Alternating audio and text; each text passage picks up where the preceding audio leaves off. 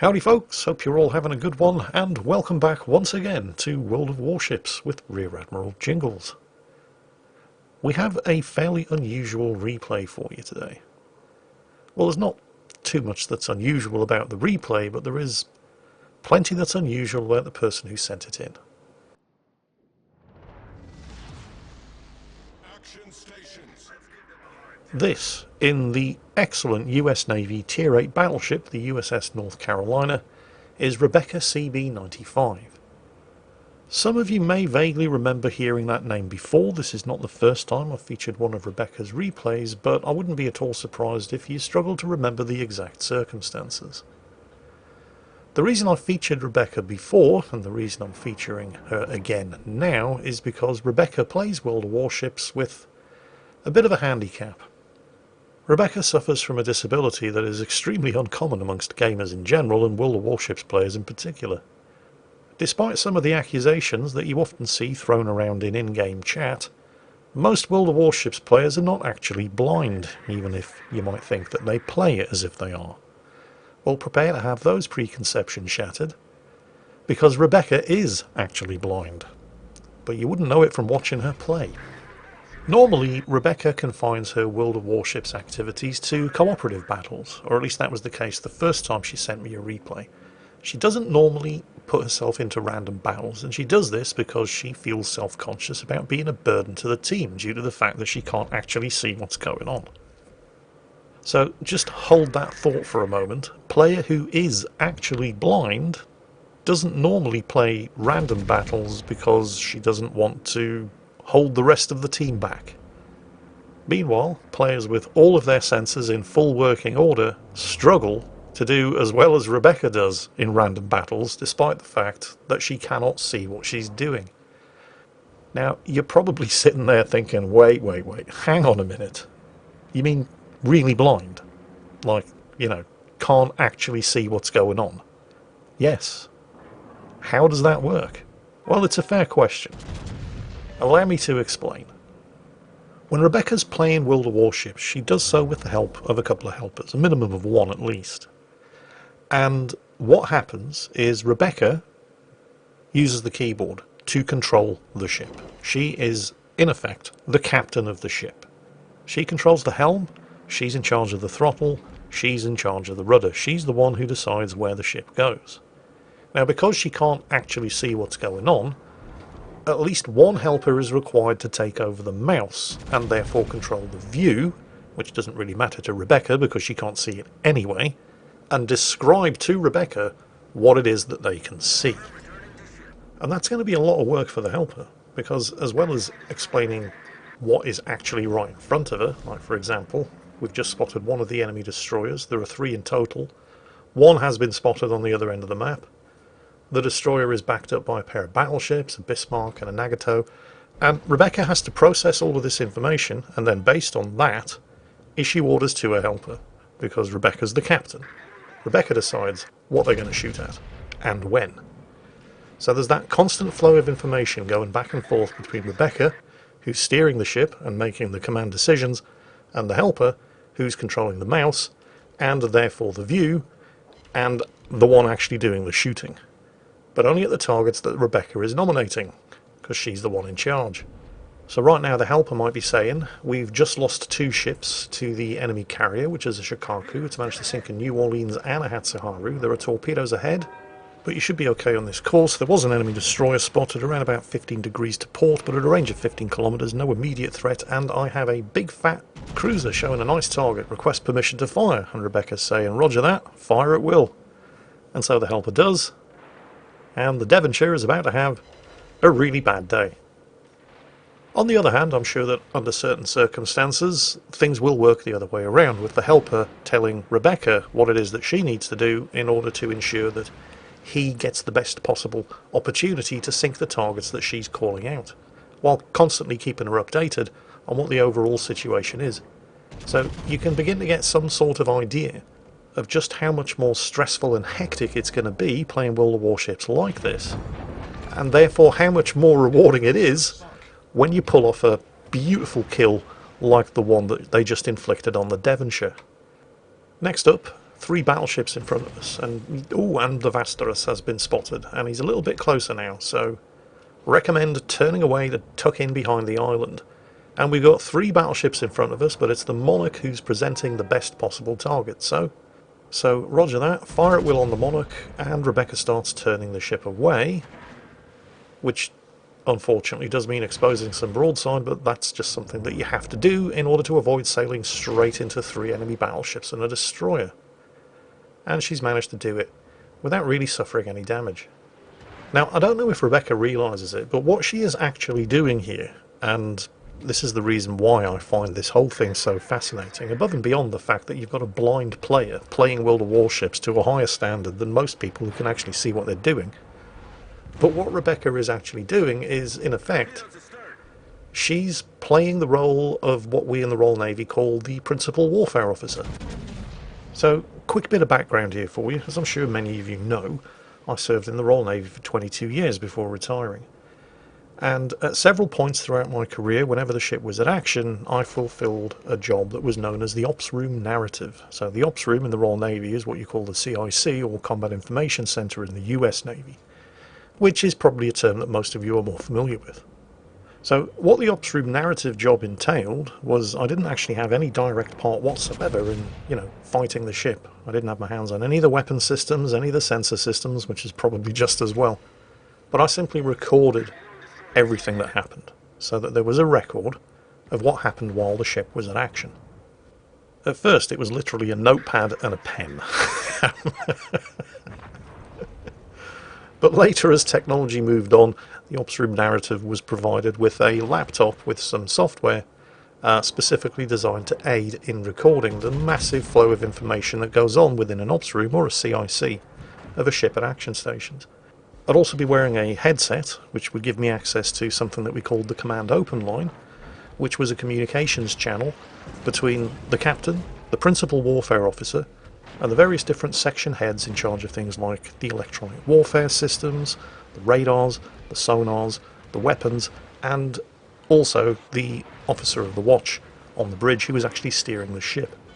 So the Principal Warfare Officer would be sitting opposite the Ops Room Supervisor, who was responsible for managing the flow of information in the Ops Room to the Principal Warfare Officer. They'd be sitting at their own radar display, and as well as that Command Open Line channel, the Principal Warfare Officer would probably also be listening to anything up to 3 or 4 other radio and communication circuits at the same time.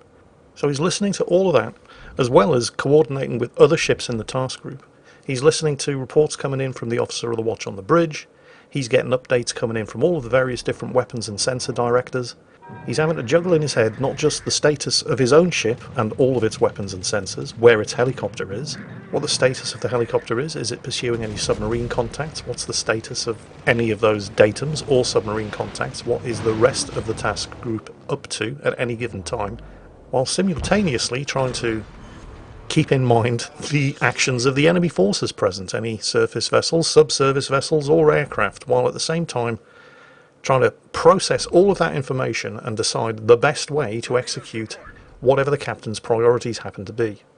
Now, as the Ops Room Narrative Keeper, I didn't have to make any kind of decisions where all this sort of thing was concerned. All I had to do was write it down. And that was overwhelming. The Principal Warfare Officer had to do all that and more. It is easily the hardest job in anybody's Navy. And what Rebecca is doing here, even though she's probably not aware of the similarities, is more or less exactly what a Royal Navy Principal Warfare Officer does in the Ops Room at action stations. Because the Principal Warfare Officer can't actually see what's going on. He's buried inside the Ops Room in the middle of the ship. He's relying on information fed to him by the Electronic Warfare Director, the Weapons Director, the Officer of the Watch on the bridge, and so on and so on. And that is more or less exactly what Rebecca's doing. She can't see what's going on. She's blind, of course she can't.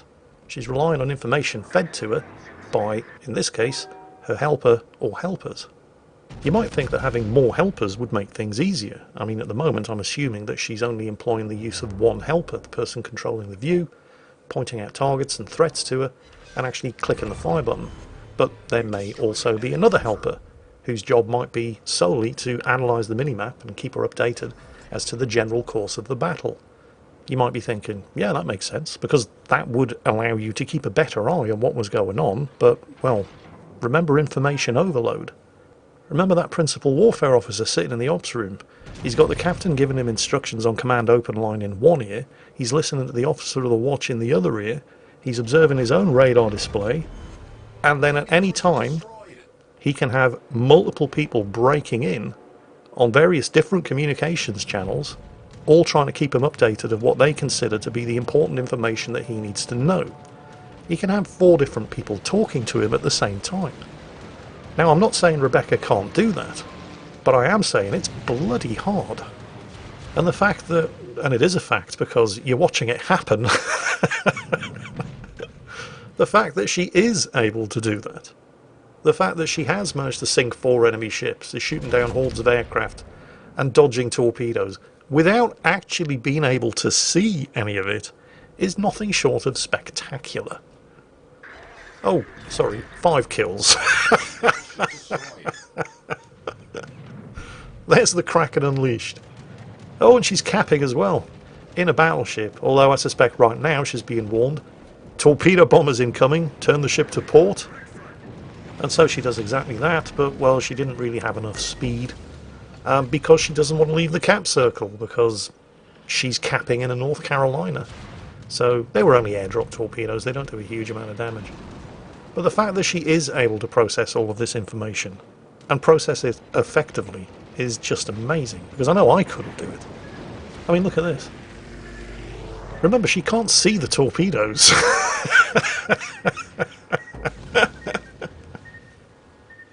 And she still manages to dodge one of them. It's bloody amazing. I mean, imagine trying to put yourself into her situation. Imagine trying to play World of Warships with your eyes closed or your monitor turned off. How hard would that be? I absolutely would not be able to do it. The fact that she can, and, well, quite frankly, makes it look pretty easy, is nothing short of remarkable. And remember, she doesn't normally play random battles, right? She normally plays in co-op because she doesn't want to be a burden to her team.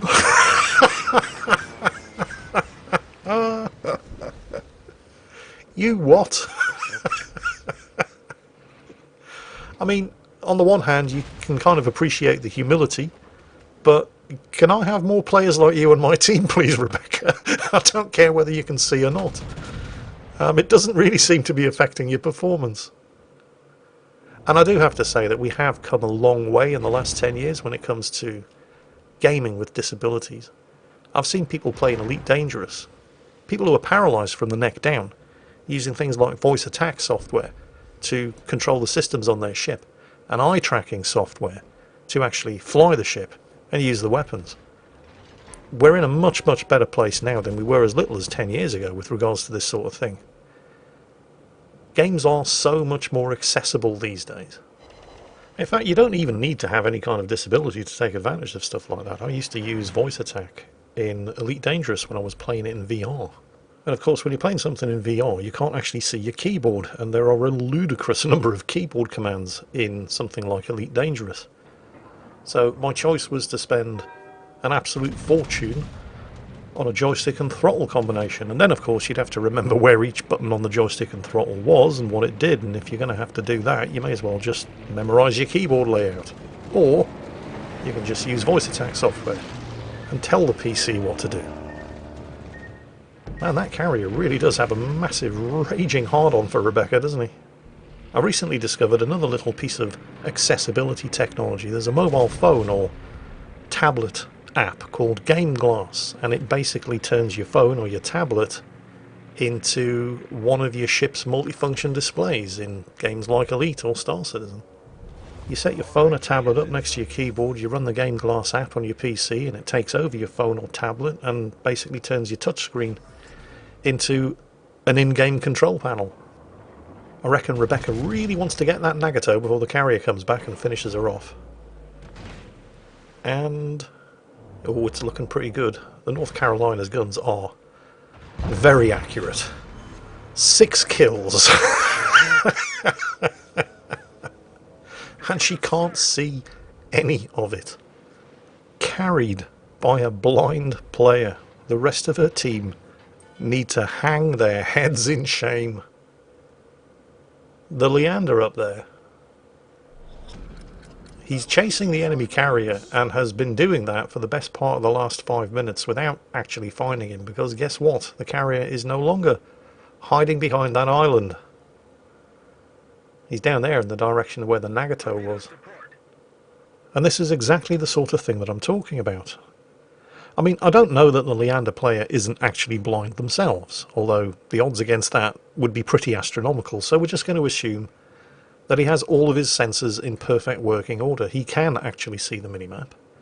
He can actually see the enemy aircraft both on the minimap and, you know, in the game. So that's 2, at best, 3 different things that the Leander player is having to process. 3 different discrete sources of information, which is nothing compared to the information that Rebecca is having to process. And yet, despite the fact that the Leander really only has to deal with, well, 2 things, where the carrier was and where the carrier's aircraft are coming from, he still doesn't seem to be capable of adding 2 and 2 together and coming up with anything other than 12. And he can see what's going on. Well, to be fair to the Leander, he probably wasn't too anxious in continuing any further south while the Nagato was still there, and that is, I suppose, entirely understandable, so maybe we should cut him some slack. And he is only tier 6 in a light cruiser, and this is a tier 8 battle. So, yeah, okay, we'll cut the Leander some slack. He does at least appear to be heading in the right direction now, and might accidentally cap if he doesn't run into the carrier first. Enemy destroyer spotted. Nothing else to shoot at, although those torpedo bombers are coming back. And yeah, that Shikaku player definitely has a massive hard-on for Rebecca. Which again, I suppose, given how little health she has remaining, and the fact that he did manage to kill her, was entirely understandable. 2 enemy ships left, a destroyer who has been spotted, and a carrier who has got to be surfing the western map border somewhere south of where the Leander is currently positioned. Actually, I'm kind of surprised that the carrier hasn't been spotted yet.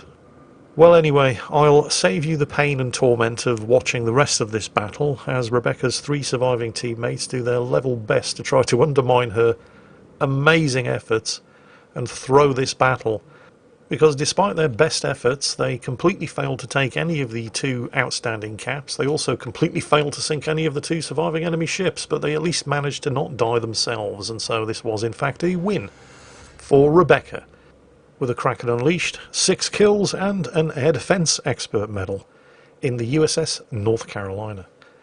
So Rebecca, my sincere congratulations to you and your helpers for what would have been an extremely well played battle even if you could see what was going on.